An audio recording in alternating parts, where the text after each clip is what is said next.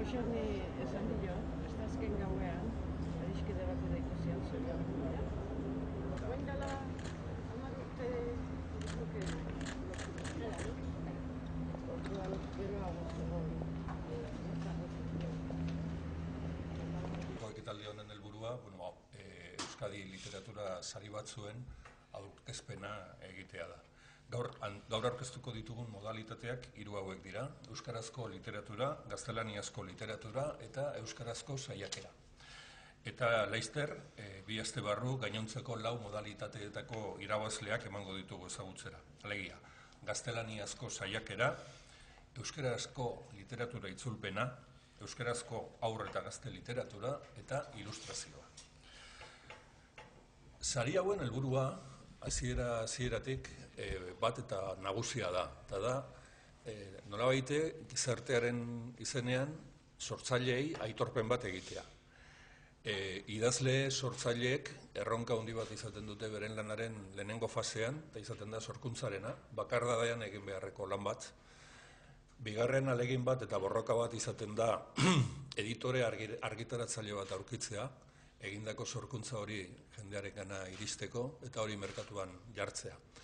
Eta sari hauek duten helburuetako bada bakardadean eginda dagoen lan hori eta horrenbeste kostatzen den lan horri aitorpen bat egitea.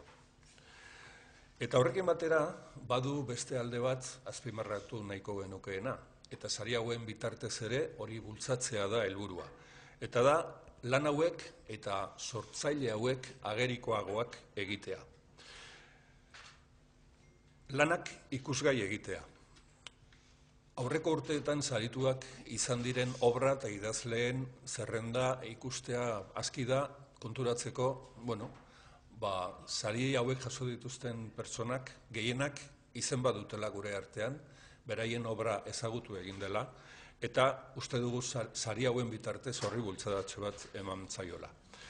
Eta lagundu badezakegu sortzaile hauen lana irakurleen ganaino iristen eta irakurle hauek jabetu daitezen sorkuntzaren produktu horretaz, uste dugu sarion eginkizuna beteta geratuko dela.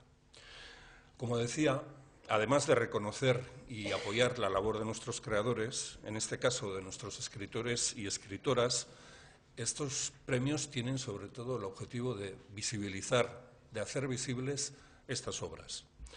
Y creemos que esta política de visibilización es uno de los ejes estratégicos que deben orientar las políticas públicas en el ámbito de la cultura. Gaur batez ere liburu eta obrei buruz hitz egiteko eguna da, eta sariak iragarriko edo anuntziatuko ditugu. Eta horretarako aurtengo irabazleak aipatuko ditut. Euskarazko literatura modalitatean Asier Serrano da aurtengo irabazlea Linbotarrak lanarekin. Epaimaia osatu dute Luis Gardek, epaimai buru bezala, igazbera izan zen irabazlea modalitate honetan, eta berarekin batera izan dira Castillo Suárez, Jon Cortázar, Jurre Ugarte eta Pello Otxoteko. Aipatu nahi nuke zer dan epaimaikideek azpimarratu dutena Linbotarrak lanean saria emateko.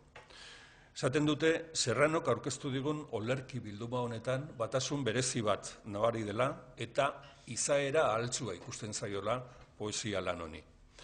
Epaimaikideek oreka miragarria aurkitu dute idazleak proposatutako iruditeria surrealista eta poemek duten ulergarritasunaren artean.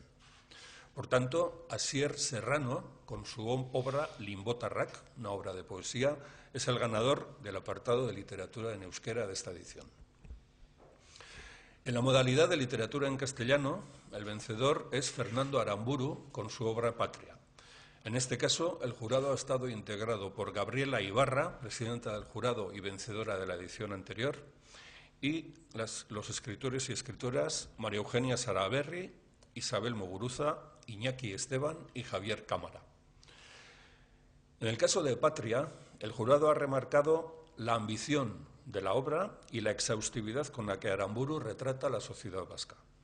Según destacan los miembros del jurado, Aramburu demuestra un gran dominio de las herramientas narrativas que ponen en valor la agilidad de la trama. Y los miembros del jurado se congratulan por la excelente recepción que ha tenido esta novela entre el público. Beraz, gaztelaniazko literaturan Fernando Aramburu da aurtengo irabazlea Patria bere lanarekin. Eta euskarazko saiakeraren modalidadean berriz, Arantxa Urreta Bizkaia da aurtengo irabazlea Bidean ikasia entsaioarekin. Epaimaikide izan dira Michelko Uranga, igazko irabazlea, eta berarekin batera Paco Aristi, Monika Madina Beitia, Agurtzane Elordui eta Alberto López Basaguren. Epaimaiak adierazi du kronika eta lekukotza lazgarria eskaintzen duela Bidean ikasia obrak Hondarribiko alardearen aferaren inguruan. Esaten dute, kontatzen duena gogorra izanik ere, idazkera samurra du, eta ez da gorrotoa edo erra bere abia puntu edo jomuga, baizik eta justizia naia, logikaren garaipena, norbanakoen sentimentuen deskribapena, eta saldura kolektibo baten isla. Eta gehiago luzatu barik, gaur ez da gure eguna, idazleena baizik, hitza emango diegu beraiei, eta lehenengo Asier Serrano, zuk dago zutxanda.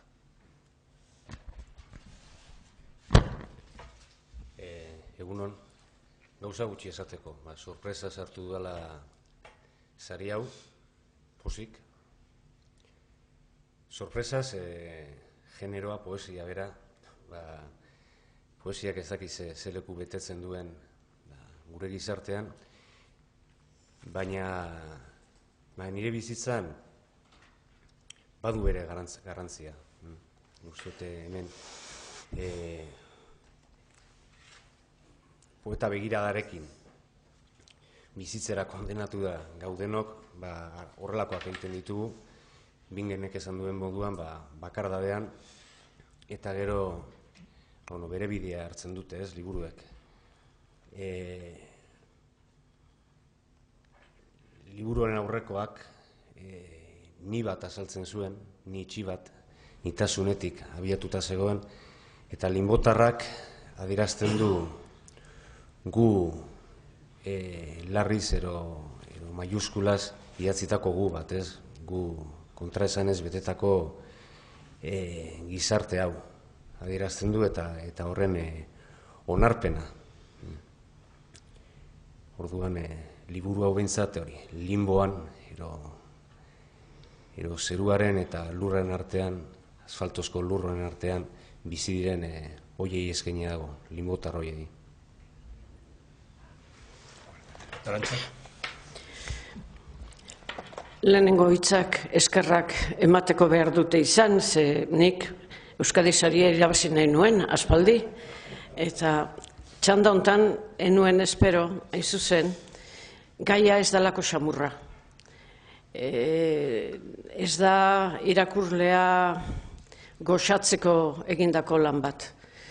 Nik aspalditik nekin hori kontatuko nuela, besteak beste, Hondarribiko eta Irungo alardearen borroka da, nire ustez, Euskal Herriaren historia osoan berdintasunaren alde egindan borrokarik nabarmenetakoa, oraindikan martxan dagoena. Orduan, gainera, bertako parte izan da, hori kontatu behar nuen. Korapiloa izan da urte askotan, nola kontatu. Horregatik eskertzen diot, hainbeste epaimaiari hori azpimarratu izana. Egin nezaken kronika bat, kazetaria naiz, eta hitzegin batzukin da besteekin, da horrekin kronika bat egin. Gezurra badirudi ere historian lizentziatua naiz, egin nezaken lan historiko bat, baina azkenean erabaki nuen forma hibrido hori zela aproposena, nola ala historia gileari lotzen ematen ditzori nire, baina, bueno, edo kazetariari idazleak irabazi zion. Eta eskertzen dut bereziki, batzutan irakurleak arkitzen dute zure lanean zuk propio jarri ez dezun zerbait. Hori gertatzen da. Baina kasu honetan adibidez, ez dagoela gorrotorik, hori propio egina dago. Lehenengo lerrotik esan nion, gorrotorik ez, besteak beste, ez dakidalako ondo gorrotoa zer dan. Alegin du izan naiz lan batean edo bestean gorrotoa adierazten, da nik uste dut ez dudala gaitasunik gorrotorako. Orduan, hori, mila esker eta ez dakit zebeste esan.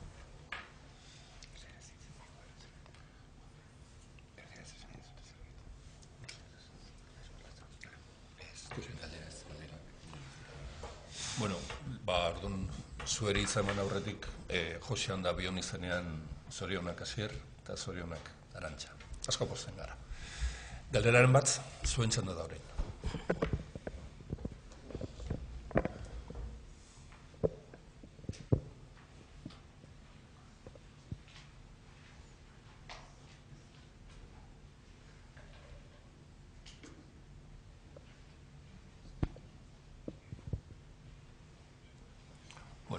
Besterik ez bada, anuntzioarekin utziko dugu.